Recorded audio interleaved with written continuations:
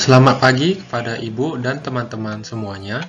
Perkenalkan, kami dari kelompok 5 yang beranggotakan 8 orang, yaitu yang pertama Ambar Setianingsi, yang kedua Etri Marlinda Halim, yang ketiga Heni Alfiana, yang keempat Indah Fatmawati, yang kelima saya sendiri yaitu Jeki, yang keenam Kirani Sasma, yang ketujuh Rani Sasmita, dan yang terakhir Resti Amelia.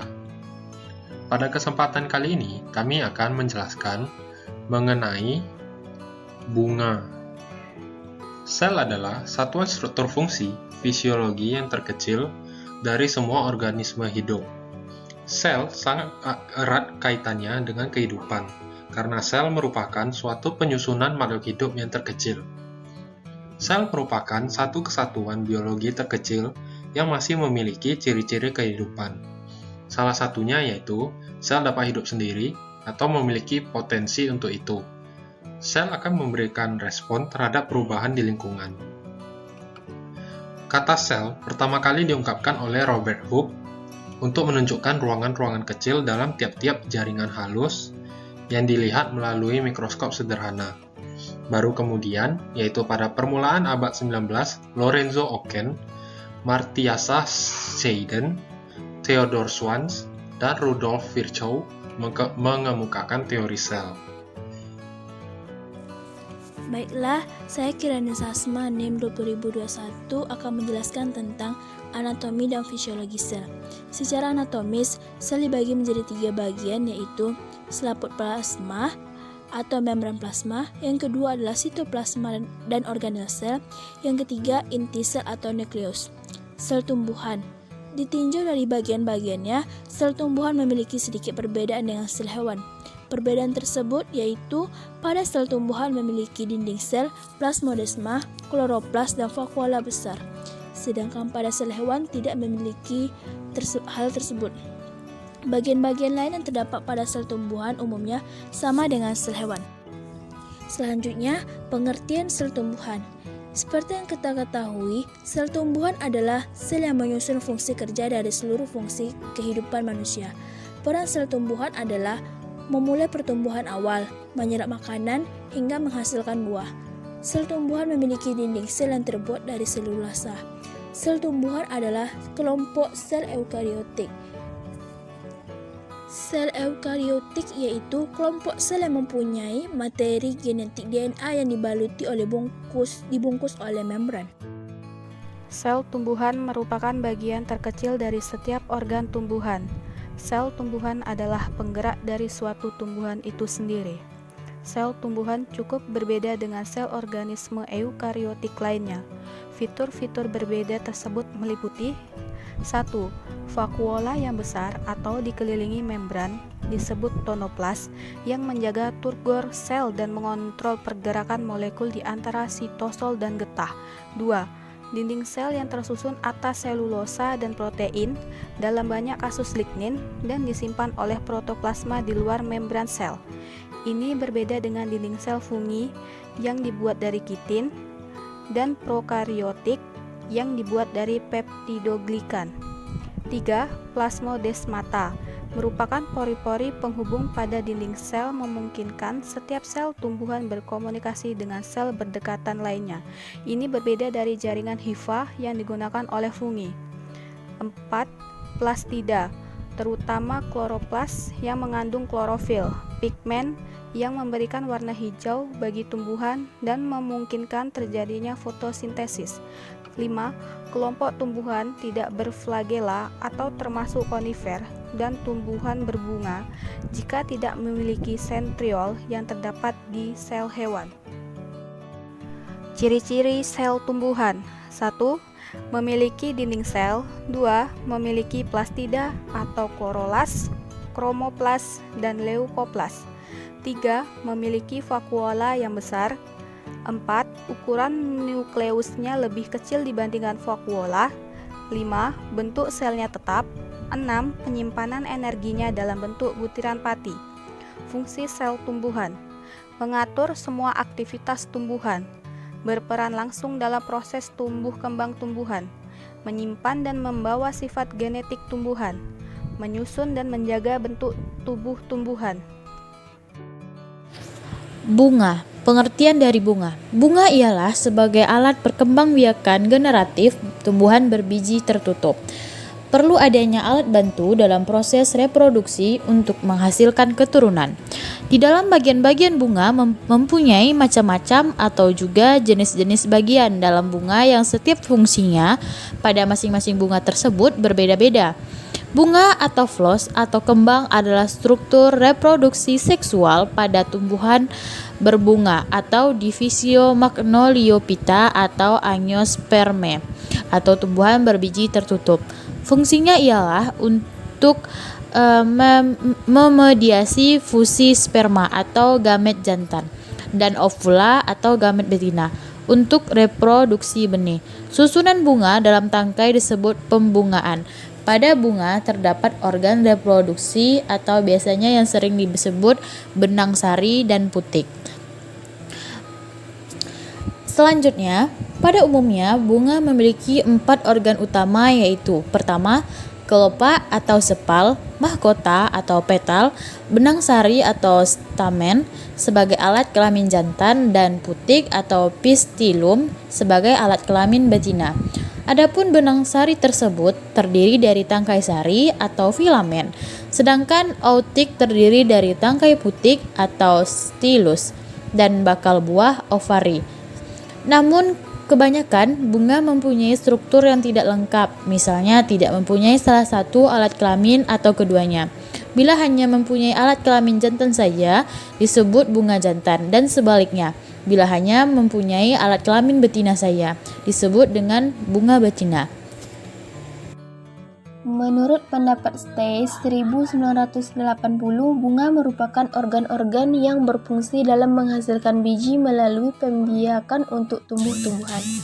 Menurut Sumardi 1992, bunga merupakan alat reproduksi Angiospermae, dibentuk oleh meristem ujung khusus yang berkembang dari ujung pucuk vegetatif setelah dirancang oleh faktor internal dan eksternal untuk keperluan tersebut. Bunga yang mempunyai kelopak, mahkota, stamen, dan putik disebut bunga lengkap. Namun, kebanyakan bunga mempunyai struktur yang tidak lengkap, misalnya tidak mempunyai salah satu alat kelamin atau keduanya. Bila hanya mempunyai alat kelamin jantan saja disebut bunga jantan, dan sebaliknya, bila hanya mempunyai alat kelamin betina saja disebut bunga betina. Bunga majemuk dapat dibedakan menjadi bunga majemuk terbatas dan bunga majemuk tidak terbatas.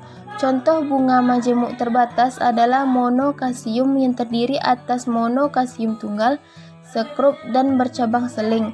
Dikasium yang terdiri atas dikasium tunggal dan dikasium majemuk, pleokasium, bunga kipas, dan bunga sabit. Bagian-bagian yang bersifat seperti batang atau cabang yaitu: yang pertama, pedunculus atau ibu tangkai, yaitu merupakan terusan dari batang atau cabang yang mendukung perbungaan. Yang kedua, pedicellus atau tangkai bunga, yaitu cabang ibu tangkai yang mendukung bunganya. Yang ketiga, receptaculum atau dasar bunga, yaitu ujung tangkai bunga yang mendukung bagian-bagian bunga lainnya. Bagian-bagian yang bersifat seperti daun. Yang pertama, brekya atau daun-daun pelindung, yaitu bagian-bagian serupa daun yang dari ketiaknya muncul cabang-cabang ibu tangkai atau tangkai bunga. Kedua, bracteola atau daun tangkai, yaitu 1 atau 2 daun kecil yang terdapat pada tangkai bunga. Selanjutnya ada spata atau seludang bunga, yaitu daun pelindung yang besar dan menyelubungi seluruh bagian bunga ketika belum mekar, misalnya pada bunga kelapa atau Cocos nucifera. Yang keempat, involucrum, daun pembalut, yaitu sejumlah daun pelindung yang tersusun dalam satu lingkaran, misalnya pada bunga matahari atau disebut dengan Helianthus annus L. Selanjutnya ada epicalyx atau kelopak tambahan, yaitu serupa daun kecil tersusun melingkar di bawah kelopak, misalnya pada Hibiscus rosa sinensis L. Selanjutnya ada sepal, daun-daun kelopak, petal daun-daun mahkota, dan tepal daun-daun tenda bunga, yaitu jika kelopak dan mahkota bunga sama bentuk dan warnanya, misalnya pada bunga sirsak atau Annona muricata L.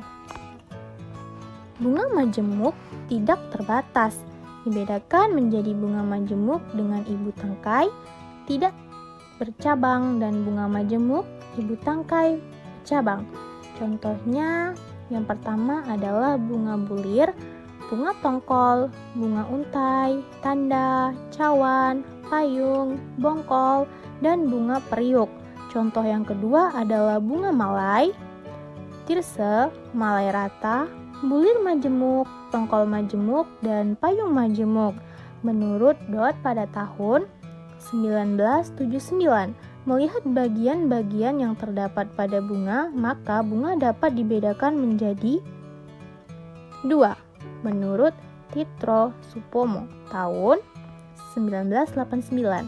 Yang pertama, bunga lengkap atau Flus completus yang terdiri atas lingkaran daun-daun kelopak, lingkaran daun-daun mahkota, lingkaran benang-benang, sari, dan satu lingkaran daun-daun buah.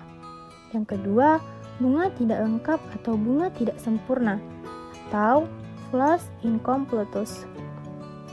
Jika salah satu bagian hiasan bunga atau salah satu alat kelaminnya tidak ada, jika bunga tidak mempunyai hiasan bunga, maka bunga itu disebut telanjang atau nudus. Jika hanya mempunyai salah satu dari kedua macam alat kelaminnya, dinamakan berkelamin tunggal atau uniseksualis. Fungsi biologis bunga. Fungsi biologis bunga adalah organ seksual. Sebagai wadah menyatunya gamet jantan atau mikrospora dan betina makrospora untuk menghasilkan biji. Beberapa bunga memiliki warna yang cerah, berfungsi sebagai pemikat hewan, pembantu penyerbukan. Fungsi bunga yang utama adalah sebagai alat perkembangbiakan generatif. Perkembangbiakan generatif merupakan perkembangbiakan yang didahului pembuahan pada tumbuhan berbunga. Tumbuhan yang terjadi didahului dengan penyerbukan. Penyerbukan adalah peristiwa jatuhnya serbuk sari ke kepala putik. Bagian-bagian bunga. A. Kelopak bunga atau kalik. Bagian terluar dari bunga adalah kelopak. Fungsi kelopak yaitu untuk melindungi bunga pada waktu bunga masih muda yang berbentuk kuncup bunga. Kelopaknya umumnya berwarna hijau seperti daun, tetapi ada pula kelopak yang berwarna selain hijau sehingga tampak seperti mahkota bunga. B. Tajuk bunga atau mahkota bunga atau corolla. Tajuk bunga atau mahkota bunga merupakan hiasan bunga yang terdapat di sebelah dalam kelopak. Umumnya mahkota ini ukurannya lebih besar daripada kelopak dan berwarna indah serta menarik. Tidak jarang pula mempunyai bau yang harum atau sedap. Warna yang indah dan baunya yang harum inilah yang merupakan daya tarik bagi serangga atau binatang lain seperti burung dan kelelawar untuk mendatangi bunga. Fungsi lain dari tajuk bunga adalah melindungi alat-alat kelamin pada bunga sebelum terjadi proses penyeburan. Seperti helai tajuk bunga disebut petala. Benang sari atau stamen atau alat kelamin jantan. Benang sari bagi tumbuhan merupakan alat kelamin jantan, seperti halnya dengan bagian-bagian bunga yang diuraikan terlebih dahulu.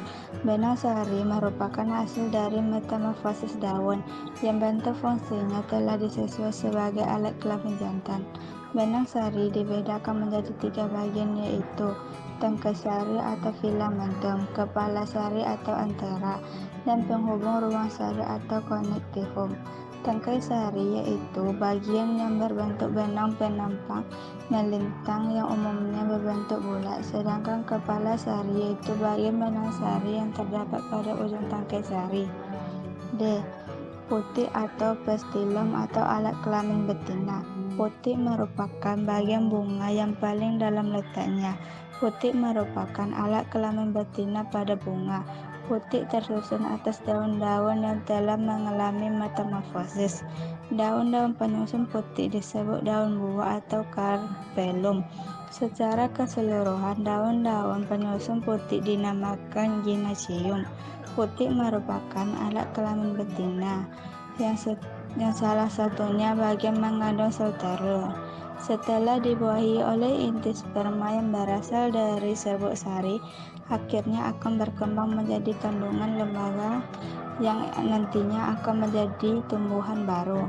Bagian putih yang mengandung sel telur disebut bakal biji atau ovulum, yang akhirnya akan menjadi biji atau semen. Sementara bagian putih di dalamnya terdapat bakal biji tadi, yaitu bakal buahnya atau ovarium, akan berubah menjadi buah atau fruktus.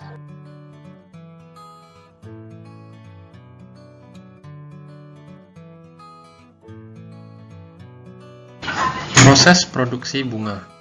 Bunga adalah bagian tumbuhan yang mengandung organ reproduksi, yaitu putik, benang sari, kelopak bunga, dan mahkota bunga.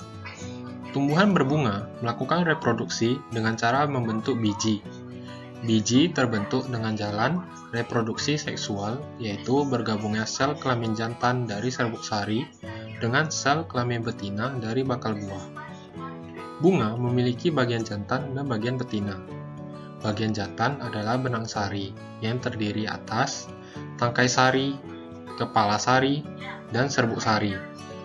Sedangkan bagian betina terdiri dari bakal buah, tangkai putik, kepala putik, dan kepala putik berujung lengket untuk menangkap butir-butir jaringan. Struktur bunga. Bunga menjadi bagian dari tumbuhan. Bagian ini memiliki struktur dan fungsi tersendiri. Berdasarkan kelengkapan bagian bunga, yaitu perhiasan bunga dan alat kelamin bunga, dibedakan menjadi bunga lengkap dan bunga tidak lengkap. Yang pertama, bunga lengkap. Ialah yang memiliki kelopak, mahkota, benang sari, dan putik. Bunga lengkap tersebut mempunyai dua macam alat kelamin, karena itu disebut juga dengan bunga berkelamin ganda atau hermafrodit. Tetapi bunga berkelamin ganda ataupun berkelamin lengkap belum tentu juga disebut bunga lengkap. Yang kedua, bunga tidak lengkap. Bunga disebut bunga tidak lengkap apabila tidak mempunyai salah satu dari beberapa bagian pada bunga, baik perhiasan ataupun alat kelamin bunga. Berdasarkan kelengkapan alat kelaminnya, dibedakan menjadi dua, yaitu bunga sempurna dan bunga tidak sempurna. Yang pertama, bunga sempurna. Bunga sempurna ialah jika memiliki dua alat kelamin, yaitu benang sari dan putik. Contohnya, bunga mawar, alamanda, kamboja, dan matahari. Yang kedua, bunga tidak sempurna. Bunga tidak sempurna disebut bunga tidak sempurna apabila hanya memiliki satu alat kelamin, benang sari saja atau putik saja. Ada juga dikatakan monoesis dan diesis. Monoesis adalah sebuah bunga yang mempunyai satu alat kelamin jantan dan bunga yang mempunyai alat kelamin betina. Contohnya, tumbuhan jagung dan mentimun. Sedangkan diesis adalah sebuah bunga jantan dan bunga betina terdapat pada individu tumbuhan yang berlainan, maka disebut tumbuhan berumah dua. Contohnya, tumbuhan salak dan siwalan. Fungsi bunga. Ada beberapa fungsi bunga. Yang pertama, sebagai organ seksual, karena bunga ialah tempat menyatunya gamet jantan dan gamet betina. Yang kedua, sebagai organ untuk bertahan pada kondisi yang kurang menguntungkan.